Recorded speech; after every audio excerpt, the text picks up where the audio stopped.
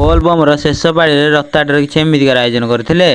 तो चलिए शुरू करते हैं। आउ हाँ तो मु बबुल कटका झिंका चिका झिंका चिका झिंका चिका झिकांका आज मुझे ब्लॉग को सीधा बजार पर स्टार्ट करिया जाउची। तुम माने भी देखि पारथियो पाग आज केमिति यार देइची। एई पाग देखि कि हमक इच्छा ला घुगुनी खाया पई आ सेइथि पई आमे लागि बोलु दीपर मोर घुगुनी वाला को खोजिया रे। बालझारी पठ जत हम काम सारी आमे जाउथला रथयात्रा देखिया पई सेइठु आमे देखिथिलु जे फायर ऑफिस पाखरे हम सांग ठिया आइथिले। आकंगु तो हम स्कूल पिला भलो भाबरे हि चिन्थिबे काहे कि हम स्कूल ले जो भोजी होए आकंगु हि डाका जाय रोसे करिया पई। आ स्कूल पिला तुम माने जदि भोजी करिया जाउछ आ लोक नाहंदी रोसे करिया पई ताले कमेंट कर दम आक सहित कांटेक्ट करबी। सेठु ताक पाखरे न रहि कि आमे पढाइथिलु रथयात्रा किछि आगु आसी देखु तो एठी से घुगुनी बेपार करूथिले। तापर ताकन घुगुनी धरि पकेथिले ଏବଂ खाइ भी देथिलु। आ खाइ साला पारे मु घर पाइ टिके घुगुनी नेकी जाउची। तुम माने तो जानिथियो रथयात्रा हमर बोलबम गो रबिवार को प्रसाद दिया होउची। खाइबा एवं पीबा एठी बसी रेस्ट नबा आ भजन सुनिया पई एथरो आयोजन भी करि देथिले। आ तुम माने जदि मो वीडियो टिके भल लागिथियो ताले फॉलो करि जिवे। हौ रहउची आज पई एतिकी पुणी देखाबे नेक्स्ट वीडियो रे।